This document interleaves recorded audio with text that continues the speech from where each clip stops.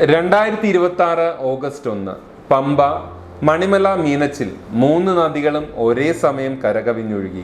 ആയിരക്കണക്കിന് വീടുകൾ വെള്ളത്തിനടിയിലായി. 100 കണക്കിന് ആളുകളുടെ കടയിലെ സ്റ്റോക്ക് മുഴുവൻ നശിച്ചു. 418 ക്യാമ്പുകൾ, 18,000-ലധികം പേർ അഭയം തേടി. ഇത് കേരളത്തിൽ ആദ്യമായിട്ടല്ല. 2018, 20, 24, ഇപ്പോൾ 2026. കേരളത്തിൽ വെള്ളപ്പൊക്കം ഇനി അപൂർവ സംഭവമല്ല, വാർഷിക യാഥാർത്ഥ്യമാണ്. എന്നിട്ടും ചോദിക്കട്ടെ, നിങ്ങളുടെ വീടിന് ഇൻഷുറൻസ് ഉണ്ടോ? നിങ്ങളുടെ കടയ്ക്ക്, നിങ്ങളുടെ സ്റ്റോക്കിന് ഉണ്ടെങ്കിൽ തന്നെ അത് ശരിയായ കവറേജ് ഉള്ളതാണോ? ക്ലെയിം വരുമ്പോൾ ശരിക്കും പൈസ ലഭിക്കുമോ? ഈ വീഡിയോയിൽ ഞാൻ വിശദമായിട്ട് പറയാം എന്ത് ഇൻഷുറൻസ് ആണ് വെള്ളപ്പൊക്കത്തെയും തീപിടുത്തത്തെയും സാമ്പത്തികമായി അതിജീവിക്കാൻ എടുക്കേണ്ടത്, എങ്ങനെ എടുക്കണം, എന്തെല്ലാം ചെയ്യണം, എന്തെല്ലാം ചെയ്യരുത്.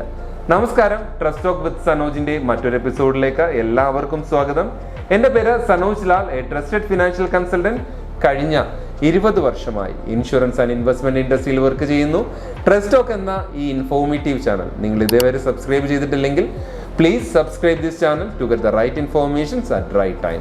B healthy and wealthy. ആദ്യം തന്നെ ഒരു തെറ്റിദ്ധാരണ തിരുത്തട്ടെ. ഫ്ലഡ് ഇൻഷുറൻസ് എന്ന പേരിൽ ഇന്ത്യയിൽ പ്രത്യേക പോളിസിയില്ല. നമ്മൾ ഫയർ ഇൻഷുറൻസ് എന്ന് വിളിക്കുന്ന പോളിസിയുടെ ശരിയായ പേര് standard fire and special perils policy എന്നാണ്, SFSP എന്നാണ്. ഈ പോളിസിയിൽ തീപിടുത്തം മാത്രമല്ല, വെള്ളപ്പൊക്കം, കൊടുങ്കാറ്റ്, മണ്ണിടിച്ചിൽ, ഭൂകമ്പം, പൈപ്പ് ലൈൻ പൊട്ടിയുള്ള വെള്ളം, ഇതിനെല്ലാം സ്പെഷ്യൽ പെറിൽസ് ആയിട്ട് കവറേജ് ലഭിക്കുന്നതാണ്. അതായത് SFSP പോളിസി ഉണ്ടെങ്കിൽ ഫ്ലഡ് കവറേജ്, വെള്ളപ്പൊക്കം ഇവയെല്ലാം ഓട്ടോമാറ്റിക്കലായി കവർ ചെയ്യുന്നതാണ്. ഇനി ഏറ്റവും പ്രധാനപ്പെട്ട കാര്യം, വീടിനും കടയ്ക്കും ഒരേ പോളിസി മതിയാകുമോ? മതിയാകില്ല. രണ്ടിനും ആവശ്യങ്ങൾ വ്യത്യസ്തമാണ്, റിസ്ക്കും വ്യത്യസ്തമാണ്. ഓരോന്നും ഡീറ്റെയിൽ ആയിട്ട് നമുക്ക് നോക്കാം. ഒന്നാമത്തേത് റെസിഡൻഷ്യൽ വീടുകളാണെങ്കിൽ ഹൗസ് ഹോൾഡേഴ്സ് പോളിസി അല്ലെങ്കിൽ SFSP ഡ്വെല്ലിംഗ് പോളിസി എടുക്കുക. ഇതിന് 2 ഭാഗങ്ങളുണ്ട്. ഒന്ന് ബിൽഡിംഗ്, വീടിൻ്റെ ചുമരുകൾ, മേൽക്കൂര, ഫ്ലോറിംഗ്, ഫിക്സഡ് ഫിറ്റിംഗ്, പ്ലംബിംഗ് തുടങ്ങിയവ. രണ്ടാമത്തേത് contents, furniture, TV, fridge, washing machine, വസ്ത്രങ്ങൾ, പാത്രങ്ങൾ, വീട്ടിലെ മറ്റു സാധനങ്ങൾ തുടങ്ങിയവ. പലരും ബിൽഡിംഗ് മാത്രം കവർ ചെയ്യുന്നു. പക്ഷെ ഒന്ന് ആലോചിച്ച് നോക്കൂ, 2026 വെള്ളപ്പൊക്കത്തിൽ വീടിൻ്റെ ചുവര് പൊളിഞ്ഞില്ലായിരിക്കാം, പക്ഷേ ഫ്രിഡ്ജ്, വാഷിംഗ് മെഷീൻ, സോഫ, കട്ടിൽ എല്ലാം വെള്ളം കയറി നശിച്ചു. കണ്ടൻസ് കവർ ഇല്ലെങ്കിൽ ഇതിനൊന്നും ക്ലെയിം കിട്ടില്ല എന്നർത്ഥം. ഇനി വാടകയ്ക്ക് കൊടുത്ത വീടാണെങ്കിൽ loss of rent add on കൂടി നിങ്ങൾ എടുത്തിരിക്കണം. വെള്ളപ്പൊക്കം മൂലം വാടകക്കാരന് താമസിക്കാൻ പറ്റാത്ത മാസങ്ങളിലെ വാടക നഷ്ടം ഇതിലൂടെ നിങ്ങൾക്ക് ക്ലെയിം ചെയ്യാവുന്നതാണ്. രണ്ടാമത്തേതാണ് കൊമേഴ്ഷ്യൽ എസ്റ്റാബ്ലിഷ്മെന്റ്. ടെക്സ്റ്റൈൽ ഷോപ്പോ ഇലക്ട്രോണിക് ഷോറൂമോ ഗോഡൌണോ ആണെങ്കിൽ SFSP കൊമേഴ്ഷ്യൽ പോളിസി എടുക്കണം. ഇവിടെ കവറേജ് 4 ഭാഗങ്ങളായി വേർതിരിക്കാം. ഒന്ന് ബിൽഡിംഗ്, ദാറ്റ് മീൻസ് കെട്ടിടം. രണ്ടാമത്തേത് സ്റ്റോക്ക് ഇൻ ട്രേഡ്, കടയിലെ സാധനങ്ങൾ, ടെക്സ്റ്റൈൽസ് ആണെങ്കിൽ അവിടുത്തെ തുണികൾ, ഇലക്ട്രോണിക്സ് ആണെങ്കിൽ അവിടുത്തെ ഉപകരണങ്ങൾ. മൂന്നാമത്തേത് ഫർണിച്ചർ ആൻഡ് ഫിറ്റിംഗ്സ്, ഷെൽഫുകൾ, ഡിസ്പ്ലേ, AC, CCTV തുടങ്ങിയവ. നാലാമത്തേത് plant and machinery, that means generator, lift, മറ്റ് യന്ത്രങ്ങൾ. ഇവ ഓരോന്നിനും പ്രത്യേകം സം ഇൻഷുർഡ് നിങ്ങൾ കാണിച്ചിരിക്കണം. ഒറ്റ തുക കാണിച്ചാൽ ക്ലെയിം സമയത്ത് അത് കുഴപ്പമാകും. ഇതിൽ ഏറ്റവും പ്രധാനപ്പെട്ട ഒരു ആഡ് ഓൺ ആണ് ലോസ് ഓഫ് പ്രോഫിറ്റ് അഥവാ ബിസിനസ് ഇൻട്രപ്ഷൻ കവർ. വെള്ളം കയറി കട അടച്ചിടേണ്ട ഒരു അവസ്ഥ വന്നാൽ 1 മാസമാകാം, 2 മാസമാകാം, ചിലപ്പോൾ 3 മാസമാകാം.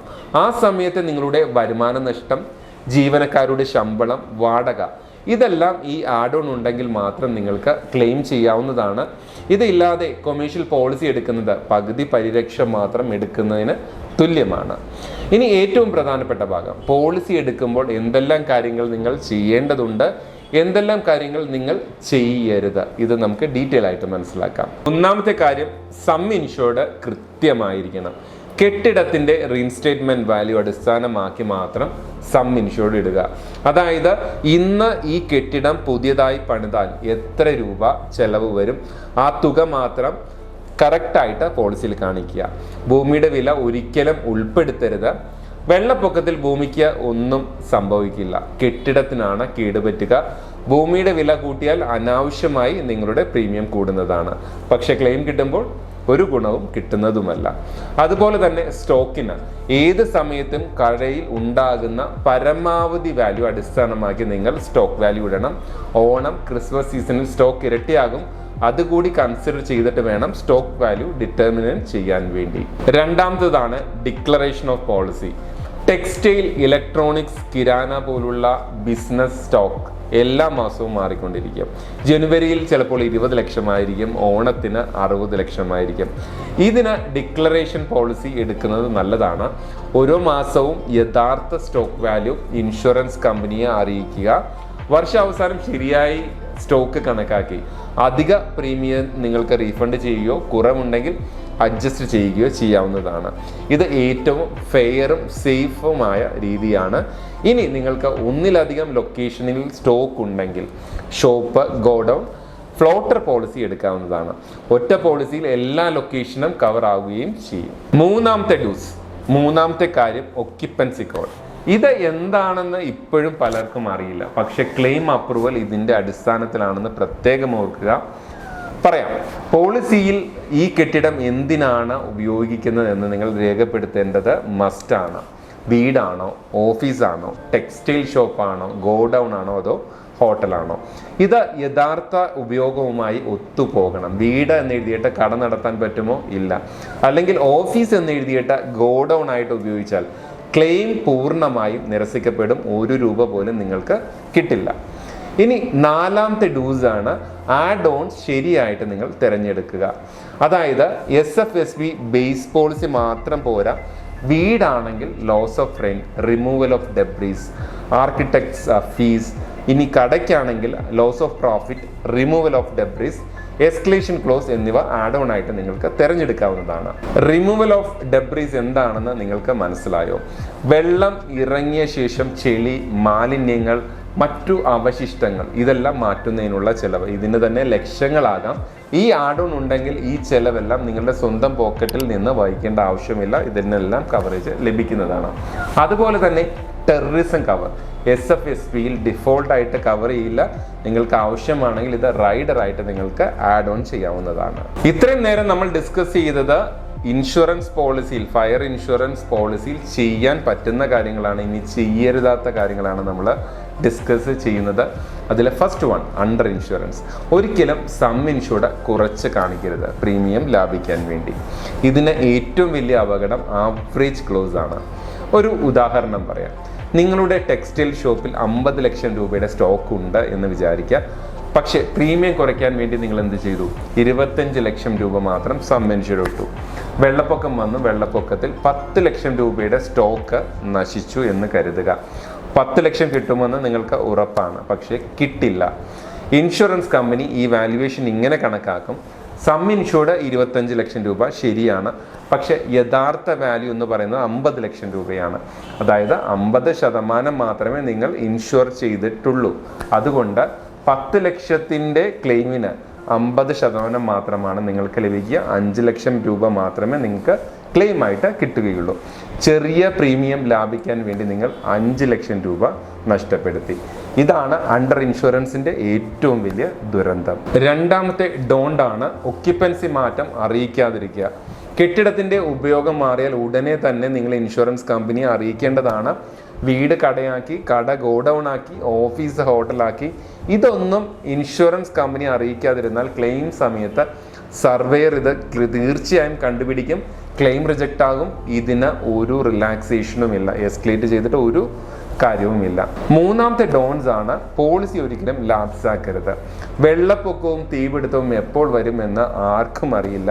2026 ജൂൺ ജൂലൈ മാസങ്ങളിൽ മഴ വളരെ കുറവായിരുന്നു, 34% കമ്മി. എല്ലാവരും കരുതി ഇത്തവണ വെള്ളം തന്നെ ഇല്ല. പക്ഷെ ഓഗസ്റ്റ് 1 ഒറ്റ ദിവസം കൊണ്ട് ലഭിച്ചത് 300 മില്ലിമീറ്റർ മഴയാണ്. സോ റിന്യൂവൽ ഡേറ്റ് കഴിഞ്ഞ ഒരു ദിവസം പോലും ഗ്യാപ്പ് വന്നാൽ ആ ദിവസത്തെ നഷ്ടം ഉണ്ടായാൽ ഒന്നും നിങ്ങൾക്ക് കവറേജ് ലഭിക്കുന്നതല്ല. നാലാമത്തെ ഡൗൺസ് ആണ്. ക്ലെയിം ചെയ്യുമ്പോൾ ഈ തെറ്റുകൾ വരാതിരിക്കാനായിട്ട് പ്രത്യേകം ശ്രദ്ധിക്കുക. ഒന്ന്, ഇൻഷുറൻസ് കമ്പനി അറിയിക്കാൻ വൈകരുത്. 24 മണിക്കൂറിനുള്ളിൽ ഇൻറ്റിമേഷൻ കൊടുക്കാനായിട്ട് ശ്രമിക്കുക. രണ്ടാമത്തെ കാര്യം, നശിച്ച സാധനങ്ങൾ സർവേയർ വരുന്നതിന് മുമ്പ് മാറ്റരുത്, വലിച്ചെറിയരുത്. സർവേയറിന് കാര്യങ്ങൾ ഇൻസ്പെക്ട് ചെയ്യാനായിട്ട് കഴിയണം. മൂന്നാമത്തേത്, ക്ലെയിം ഫോമിൽ തെറ്റായ വിവരങ്ങൾ ഒരിക്കലും നൽകരുത്. നഷ്ടം പെരുപ്പിച്ച് കാണിച്ചാൽ ഫ്രോഡ്ലൻ ക്ലെയിം ആയിട്ട് അത് കണക്കാക്കും. മുഴുവൻ ക്ലെയിമും റിജക്റ്റ് ആകും, നിങ്ങളുടെ പോളിസിയും ക്യാൻസൽ ആകും. ഇനി ഞാൻ പറയാൻ പോകുന്ന കാര്യങ്ങൾ ചെയ്താൽ നിങ്ങളുടെ ക്ലെയിം വേഗത്തിലും പൂർണ്ണമായും സെറ്റിലാകും. ഇതിൽ ഒന്നാമത്തേത്, വെള്ളം കയറുന്ന സമയത്ത് തന്നെ ഫോട്ടോയും വീഡിയോയും എടുത്ത് വെക്കാനായിട്ട് ഒന്ന് ശ്രദ്ധിക്കുക. വാട്ടർ ലെവൽ, നശിച്ച സാധനങ്ങൾ, കെട്ടിടത്തിൻ്റെ ഡാമേജ് എല്ലാം ഒന്ന് കണക്കാക്കുക. രണ്ടാമത്തേത് നിങ്ങൾക്ക് ചെയ്യാൻ സാധിക്കുന്നതാണ് GPS ടൈം സ്റ്റാമ്പ് ഉള്ള ഫോട്ടോ എടുക്കുക. GPS മാപ്പ് ക്യാമറാസ് ഇപ്പോൾ ആപ്പ് അവൈലബിൾ ആണ്. ഇത് ഉപയോഗിച്ചാൽ ഫോട്ടോയിൽ തീയതി, സമയം, GPS ലൊക്കേഷൻ ഓട്ടോമാറ്റിക്കായിട്ട് രേഖപ്പെടുത്തും. സർവേയറിന് ഇതൊരു വലിയ തെളിവാണ്. മൂന്നാമത്തേതാണ് purchase bill, invoices, stock register. ഇവ സുരക്ഷിതമായി സൂക്ഷിക്കേണ്ടതാണ്. ഡിജിറ്റൽ കോപ്പി ഗൂഗിൾ ഡ്രൈവിലോ ക്ലൗഡിലോ കരുതുക. വെള്ളം കയറിയാൽ ഫിസിക്കൽ ബിൽസ് നശിക്കാൻ ചാൻസ് ഉള്ളതാണ്. നാലാമത്തെ കാര്യമാണ്, സാധ്യമെങ്കിൽ ഓരോ വർഷവും സ്റ്റോക്കിൻ്റെയും വീട്ടു സാധനങ്ങളുടെയും ഫോട്ടോ എടുത്ത് സൂക്ഷിക്കുക. ക്ലെയിം സമയത്ത് ഈ സാധനം ഉണ്ടായിരുന്നു എന്ന് തെളിയിക്കാൻ ഇത് വളരെ ഉപകാരപ്രദമാണ്. ചുരുക്കത്തിൽ നിങ്ങൾ ഓർത്തിരിക്കേണ്ടത് ഇത്ര മാത്രം. ഒന്ന്, ഫ്ലഡ് ഇൻഷുറൻസ് വേറെ വേണ്ട, സ്റ്റാൻഡേർഡ് ഫയർ ആൻഡ് സ്പെഷ്യൽ പെർസിൽ ഉൾപ്പെട്ടതാണ്. 2, വീടിനും കടയ്ക്കും വ്യത്യസ്ത പോളിസി വേണം. 3, സം ഇൻഷുർഡ് കൃത്യമാക്കുക, അണ്ടർ ഇൻഷുറൻസ് ഒരിക്കലും ആകരുത്. 4ാമത്തെ കാര്യം, ഒക്യുപ്പൻസി കോഡ് ശരിയാണോ എന്ന് ഉറപ്പാക്കുക. 5, loss of profit, removal of debris add on മറക്കരുത്. 6ാമത്തേത്, ക്ലെയിം ഡോക്യുമെന്റേഷൻ ആദ്യത്തെ ദിവസം തന്നെ തുടങ്ങുക. 2018 എല്ലാം നഷ്ടപ്പെട്ട കുടുംബങ്ങളെ നമ്മൾ കണ്ടു. 2024 വയനാട്ടിൽ ഒരു നാട് മുഴുവൻ ഒലിച്ചു പോയതും നമ്മൾ കണ്ടു. ഇപ്പോൾ 2026 എത്തി നിൽക്കുമ്പോൾ വീണ്ടും ഓരോ പ്രളയവും നമ്മളെ പഠിപ്പിക്കുന്ന ഓരോരോ പാഠങ്ങളാണ്. തയ്യാറെടുപ്പ് ഇല്ലാതെ ഇരുന്നാൽ നഷ്ടം നമ്മളുടേത് മാത്രമാണ്. ഇന്ന് തന്നെ നിങ്ങളുടെ പോളിസി പരിശോധിക്കുക. ഈ വീഡിയോ ഉപകാരപ്രദമായെങ്കിൽ നിങ്ങളുടെ കുടുംബത്തിനും അയൽക്കാർക്കും ഫ്രണ്ട്സിനും ഷെയർ ചെയ്തു കൊടുക്കുക. വീഡിയോ അവസാനിക്കുന്നതിന് മുമ്പ് ഒരു ഓർമ്മപ്പെടുത്തൽ, insurance is A subject matter of സോളിസിറ്റേഷൻ. ഏതൊരു ഇൻഷുറൻസ് പ്രോഡക്റ്റോ പ്ലാനോ തിരഞ്ഞെടുക്കുന്നതിന് മുമ്പും അതിൻ്റെ ടേംസ് ആൻഡ് കണ്ടീഷൻസ് വ്യക്തമായിട്ട് വായിച്ചു മനസ്സിലാക്കുക. അതുപോലെ തന്നെ ട്രസ്റ്റ് ടോക്ക് എന്ന ഈ ഇൻഫോർമേറ്റീവ് ചാനൽ നിങ്ങൾ ഇതുവരെ സബ്സ്ക്രൈബ് ചെയ്തിട്ടില്ലെങ്കിൽ please subscribe this channel to get the right informations at right time. ഇനി അടുത്തൊരു ഇൻഫോർമേറ്റീവ് വീഡിയോ ആയിട്ട് വരുന്നവരെ I am signing off, Sanoj Lal.